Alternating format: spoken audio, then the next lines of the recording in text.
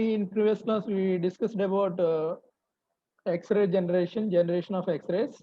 Okay, and explanation is continuous to the previous explanation.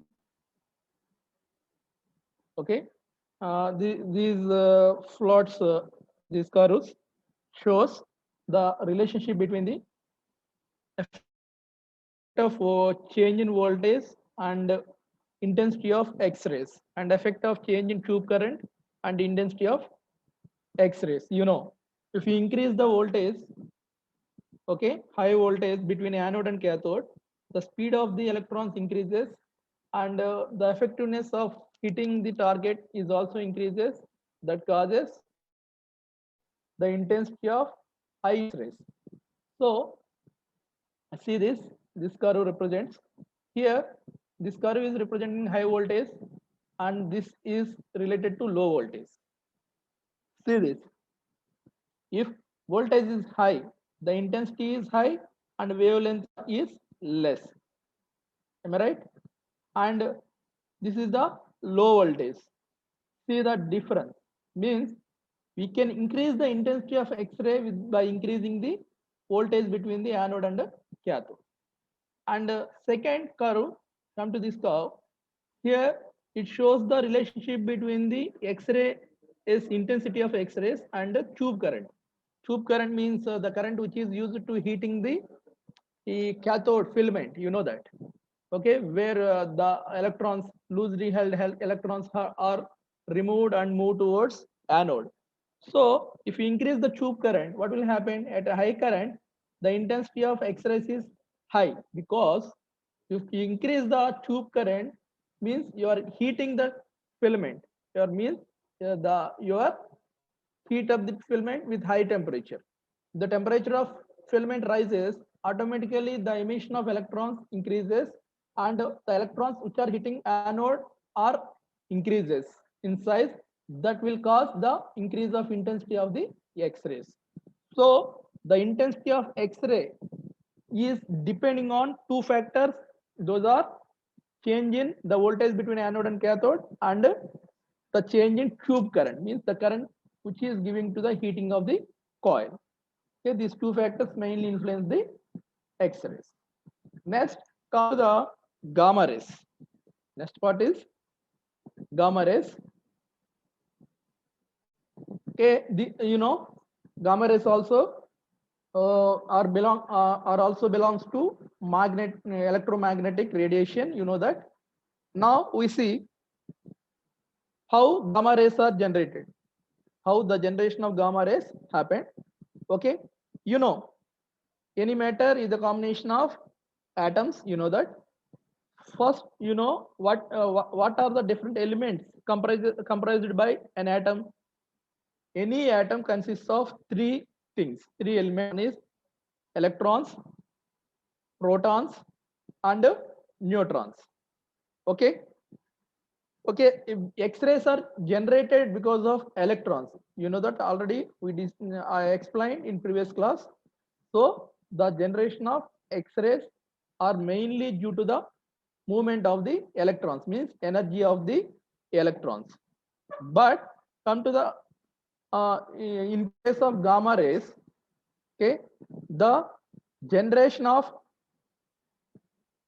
gamma rays is due to the nucleus, the elements in the nucleus. You know, every atom has a center, a core, a nucleus, and electrons are revolving around the nucleus. You know that.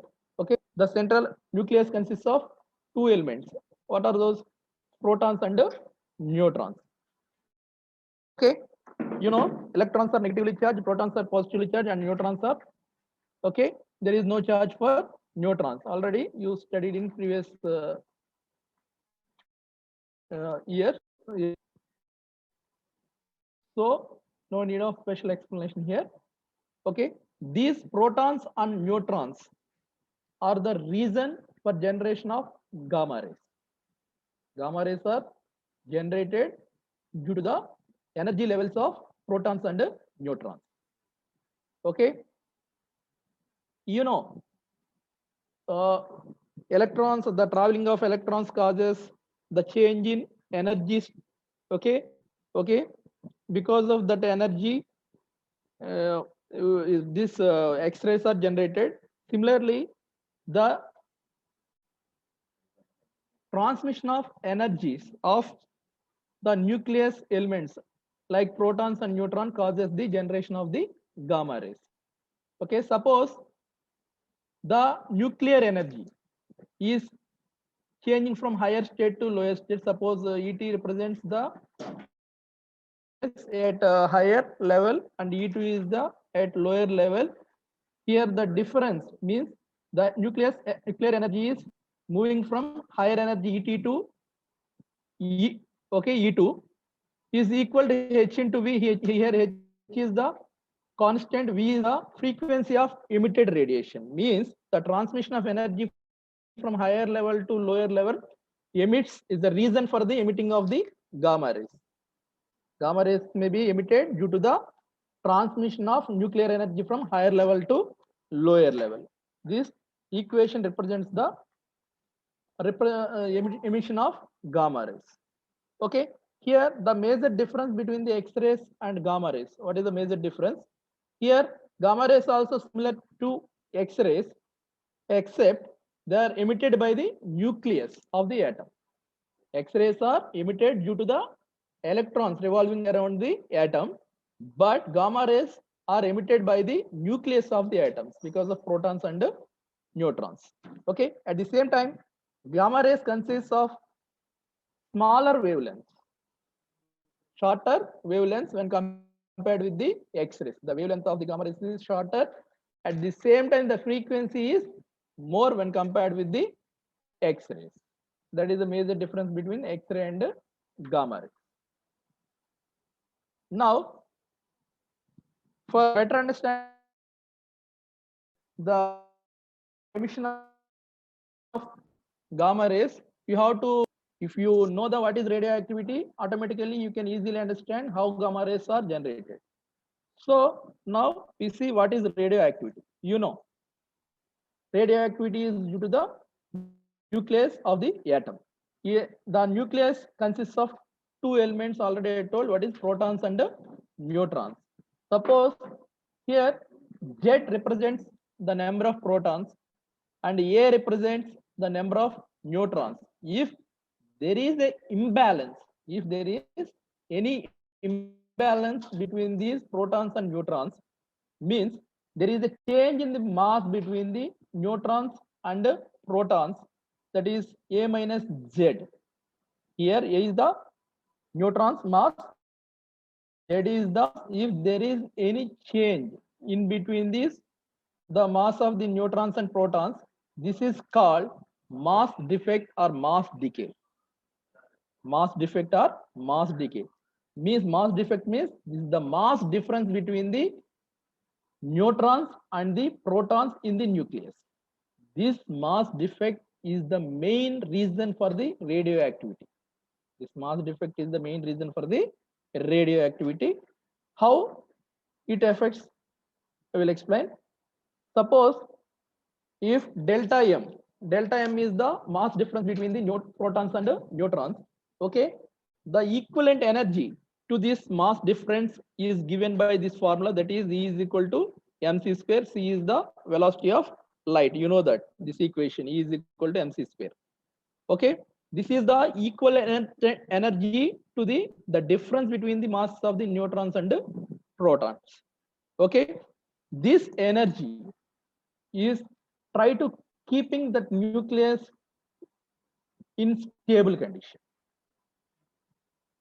Okay, means here there is a energy which is try to bond the nucleus in stable condition, but we have some Coulomb forces. Coulomb forces. What is Coulomb force?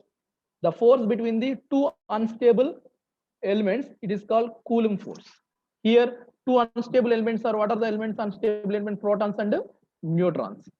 Okay, you know, similar elements means similar charges are repulsive. Okay, produces repulsive forces.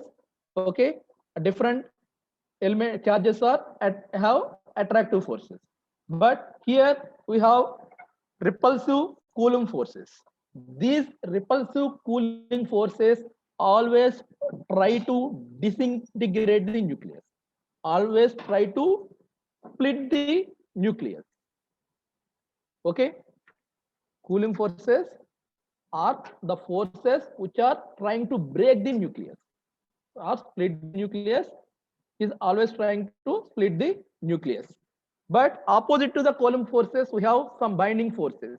Those binding forces are always trying to overcome these repulsive forces. Means they are always try to stabilize the nucleus. Here we have two types of forces: binding forces, Coulomb forces. Binding forces are for utilized for stabilize the nucleus, and Coulomb forces are always try to break the nucleus. Okay, but in nature we have some elements with high atomic numbers, more than 80. Okay, those atomic numbers elements which have the elements which have higher atomic numbers have possess high repulsive forces, high Coulomb forces. Means they have high repulsive forces. Okay, because of this high repulsive forces, the nucleus of these elements are no longer stable, no longer stable. Automatically the disintegration of nucleus takes place. Means the breaking of nucleus is there at for high atomic elements because of high repulsive forces. Okay, this disintegration of nuclei causes the emission of radiation. The emission of radiation, that radiation in the form of gamma rays or alpha rays or beta rays in three ways. Okay, the process of this integration, disintegration of nucleus is nothing but radioactivity. Okay, this radioactivity is the main reason for the emission of gamma rays. I think you can understand. Sir, we have an atom, and at the center of the atom we have a nucleus. In that nucleus we have two elements, neutrons and protons. Okay, there is a some repulsive forces in the nucleus. Those repulsive forces are trying to break the nucleus. Okay, some binding forces are opposing to these repulsive forces. But in case of high atomic number elements, repulsive forces are very high. Because of high repulsive forces, the disintegration of nucleus is there. This disintegration process is called radioactivity. Because of this radioactivity, gamma rays are emitted simply. Okay, next. Okay, the disintegration of nucleus causes the emission of radiation. That radiation consists of three kind of particles. That radiation consists of three types of rays, that is alpha, beta and gamma.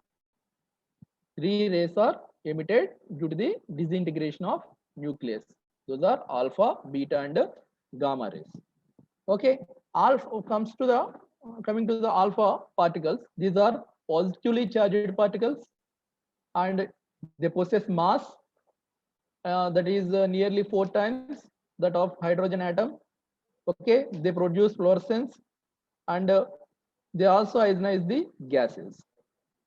Okay, so alpha particles are positively charged particles related to protons. Next, beta particles. These are negatively charged particles like electrons, identified with electrons. Okay, these this is also because of the disintegration of the nucleus. Okay, these beta rays also ionize the gases and they are deflected by the magnetic fields. Both alpha particles and beta particles are deflected by the magnetic field. Because why? They have some charge, either positive or negative. Because of that positive or negative charge, they are deflected when they enter into the magnetic field. Okay, these two are the charged particles in the radiation emitted by the radioactivity. And third one, that is gamma rays. Gamma rays are uncharged. These rays are uncharged, means neutral rays, means these are not affected by the magnetic field. Because of this property, they are highly penetrating rays. They are very highly penetrating rays. That's why we are using gamma rays in the non-destructive test. Okay, is it clear? Okay, now I will show a video. See this. This is the radioactive material. Okay, here disintegration of nucleus is happened. Because of this, radiation is emitted. That radiation comprises three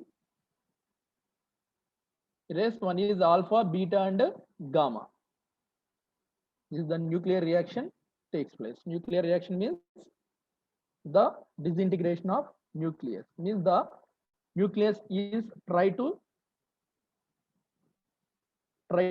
break up, and they are try to form the small nucleus for stability.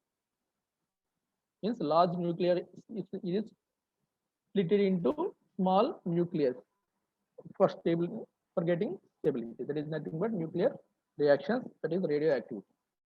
See this. This radioactivity causes the emission of radiation. See this. Here we have three particles, three rays, alpha, beta, and gamma. Which one is gamma? Which one has moving in straight line? That is gamma particles. These are beta particles, these are alpha particles. Okay, these are positively charged, negatively charged, uncharged. Okay, this is the device which is used to split the rays. This is the nucleus. Okay, because of unbalance of this nucleus, means neutrons are more when compared with the protons, then this instability is occurred.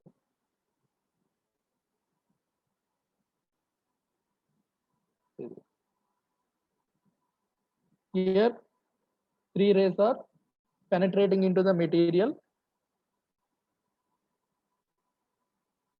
Okay, the penetration of alpha particles is less when compared with the beta particles and gamma particles. This is a sheet of paper. Okay, we can stop the beta particles, alpha particles with the help of sheet of paper. Now this is the aluminum plate. Okay, here beta particles are stopped. Okay, because the penetration capacity is not up to mark for beta particles, so we can aluminum sheet can stop the beta particles. Only gamma rays only can penetrate through the aluminum. That's why aluminum is used for shielding purpose.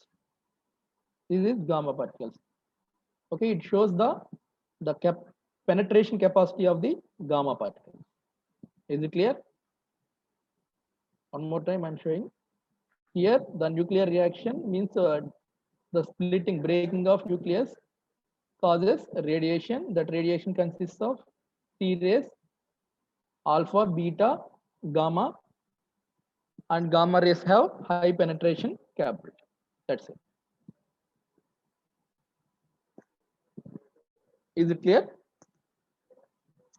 So simply radioactivity means the disintegration of the nucleus of a particular atom causes the radioactivity. That radioactivity finally emits the gamma rays.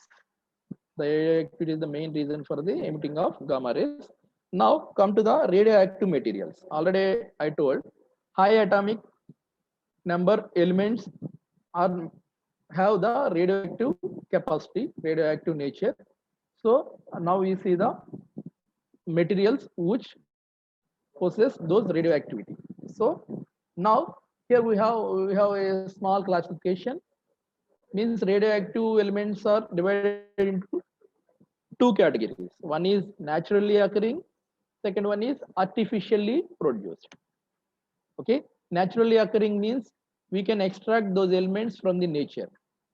Okay, best example uranium. Already you know uranium mining is stopped in Telangana, Nallamala forest. Okay, uranium is a one of the mostly used natural occurring radioactive element. Next one is artificially produced radioactive isotopes. This second category is mainly used in industries. Most of the industries, almost all industries are using artificially produced radioactive materials. Now, first see the some natural occurring radioactive elements. Those are in series, or those are thorium, uranium, actinium. These three are the major radioactive materials which are occurred in nature. Okay. Next, artificial radioactive materials. Later, I will explain what are the artificially produced radioactive isotopes. Okay. Before going to that, I want to discuss a concept that is radioactive decay. Radioactive decay means already I told radioactivity means disintegration of nucleus. Disintegration of nucleus, but how long the process is going means how long the nucleus is disintegrating. That is very important because the radioactive decay means the decreasing the of activity, radioactivity means decreasing the process of disintegration. That is very important while selecting a radioactive material for testing or any applications. The radioactive decay is very important because the lifelong, the life period of that particular radioactive material is depending on the radioactive decay. Okay, this radioactive decay can be explained with the help of this mathematical expression, that is differentiation of n with respect to time is equal to lambda into n. See this. Okay, here dn by dt, t is the time, n is the number of radioactive atoms present. If the material has more radioactive atoms, means more radioactivity and more is the time for radioactivity. Radioactive decay is less. Okay, here n is the major parameter which decides the radioactive decay, that is n, that is number of radioactive atoms present. Here lambda is the proportionality constant, t is the time. dn by dt represents radioactive decay. dn by dt is represented by radioactivity. This is represented radioactivity. Y minus means decay, means decreasing. Okay, here suppose when t is equal to 0 means no time. Okay, the number of atoms is n naught. Suppose at t is equal to 0, n is equal to n naught, then this equation becomes n is equal to means number of radio atoms is equal to n naught into e power minus lambda t, means we can integrate this. Okay, within t is equal to, within limit of t is equal to 0. Okay, this expression gives the number of radioactive atoms, that is n. See this, here this expression follows the exponential law, means the radioactivity transmission is follows exponentially, means the increase or decrease of radioactivity is exponential. The decrease of radioactive atoms is exponential. See this. Okay, if you have more radioactive atoms, means more reactions are there.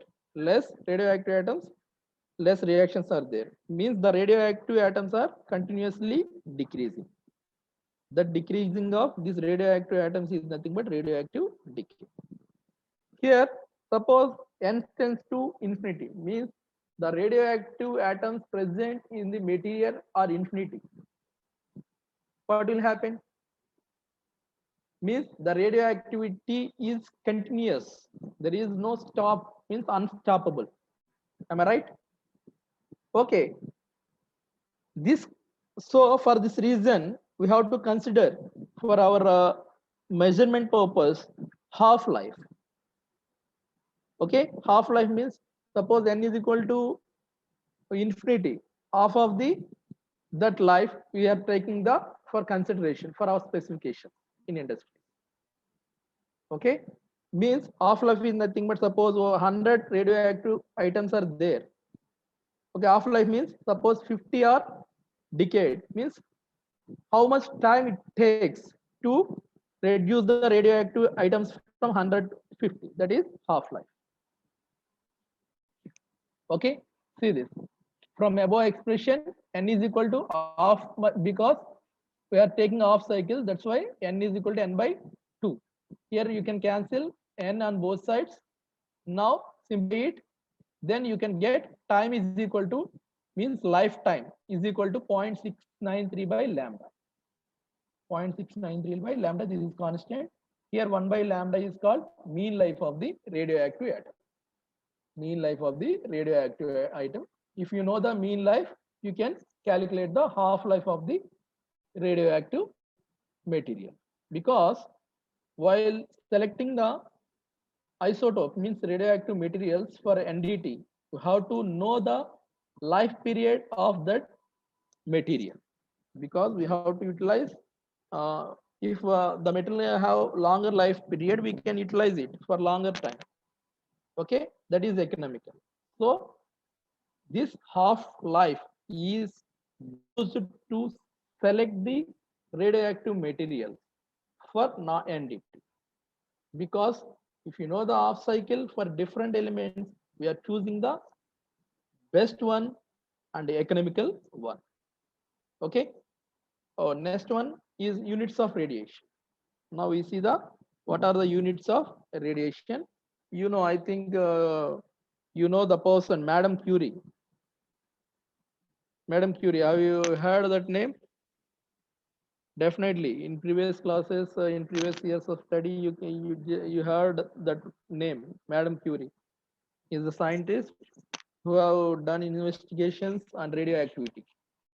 Okay, because of he, I think she got a Nobel Prize also.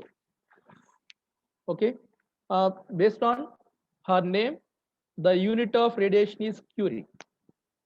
The unit of radiation is Curie. Okay, here what is Curie? One Curie means one Curie, one quantity of Curie is nothing but 3.7 into 10 power 10 disintegration per second. For 1 second, how many times the nucleus is splitting? 3.7 into 10 power 10. See this. Okay, the number, it is very huge number, means that much of number of times the nucleus is disintegrating. That one Curie means. But one Curie is the largest unit.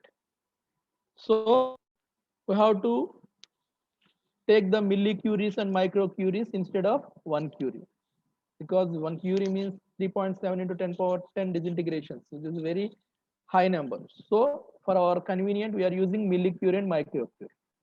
And we have one more unit in SI units, that is becquerel. Okay, according to becquerel, one disintegration for 1 second. One becquerel means one disintegration.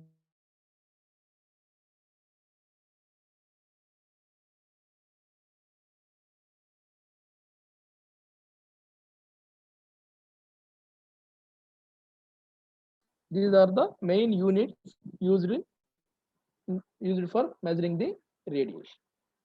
Curie and becquerel. Becquerel is the SI unit and Curie is the okay main unit. Next one, I already told we have two types of radioactive materials.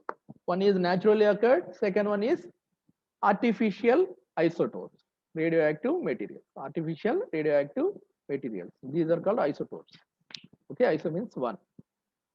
Okay, here see this. In before 1948 means before our independence, most of the industries are using the naturally occurring radioactive materials. But later, okay, they are most all industries are moving from naturally radioactive materials to artificial radioactive material because of lack of sufficient natural occurred radioactive materials, and we have so many problems while extracting the naturally occurring radioactive materials. We have so much of problems. That's why most of the industries are depending towards artificial radioisotopes. Okay, what are the artificial radial isotopes? Some of the artificial radial isotopes are cobalt 60, cesium 134, 137, iridium 192, thulium 170, sodium 24, ytterbium 169, and tantalum 182. These are the main artificial radio isotopes used in industries. But most commonly, we are preferring two isotopes. Those are cobalt 60, okay, and iridium 192. Cobalt 60 and iridium 192. These two radioactive isotopes are mainly commonly used in industries. Okay, cobalt 60 will emit 1.33 and 1.17 MV, means this MV is the measurement of gamma rays. Next slide I will explain what is MeV. Okay, electronics volts. Okay, iridium emits this much of energy, means the radiation emitted by this cobalt 60 and iridium 192 is more powerful than X-rays. More powerful than X-rays. How you get these artificial isotopes? Simple logic. Why the radioactivity is occurring? Because of mass decay. Because of mass decay. Mass decay means the difference between the mass between neutrons and protons, which are in the nucleus of the atom. Am I right? If the mass difference is more, or if mass decay is there, definitely there is chance for radioactivity. Now we are artificially creating that mass defect. We are artificially creating that mass defect. Simply, we are injecting a neutron into the nucleus, an extra neutron into the nucleus. Suppose the protons and neutrons both are equal in a particular material. If you increase the neutron in the nucleus, automatically there is imbalance between the proton and neutrons. So there is a mass defect, mass decay, because automatically radioactivity will start. So this simple concept is simple, but the making is different. Okay, by using this simple concept, they are making artificial radioactive isotope. Okay, and I already told the main beauty of gamma rays is they can penetrate into thickest material, thicker materials also. Okay, but the major disadvantage of gamma rays is this is radiation. Okay, you know the effect of radiation, because you know the effect of nuclear bomb, how radiation can destroy the two cities, destroyed the cities like Hiroshima, Nagasaki in Japan. Okay, so radiation is the major problem in the this gamma ray generation. But don't worry, the quantity of the material, the radioactive isotopes we are used in NDT is very small. We are used in capsule size. Okay, tablet size, capsules are there. The material, capsule size materials are used, and we are taking the safety measures also to avoid the uh, to overcome the exposure from the radiation. See this. This table represents the half-life of the different artificial radio isotopes. Okay, this is the cobalt 60 and cesium-134, cesium-137, iridium-192, and thulium. And already I told these are the isotopes. This is the half-life of the cycle. How many years we utilize cobalt 60? 5.26 years. What is the mean energy we get? 1.4 MeV. What is the penetration capacity of cobalt X-ray, gamma rays produced from the cobalt in mm? Here we are taking the steel as a reference. Okay, penetration into steel in mm, that is 230 mm. Up to 230 mm thickness, we can penetrate the gamma rays from the cobalt 60. How can you? How many years we can utilize cobalt? 5.26 years. That is half life. Okay, already I told we are, for our reference, we are taking half life. Okay, cesium. How many years? 2 years. Energy and penetration capacity. Okay, here we can produce high intensity gamma rays with the help of cobalt 60 and Ta means uh, tantalum 182. Okay, here we can utilize 120 days only, but here we have high penetration capacities, but half the life is very less. Only 120 days only we can utilize. But here cobalt 60 we can utilize 5.26 years. Now iridium, how much time we can utilize? 74 days, but penetration is 75. Okay, when compared with these things, the best selection is cobalt and iridium 192 because of the making process are economical. Those are economical. Okay, that's why those two are utilizing in NDT of radiography. Okay, in industries.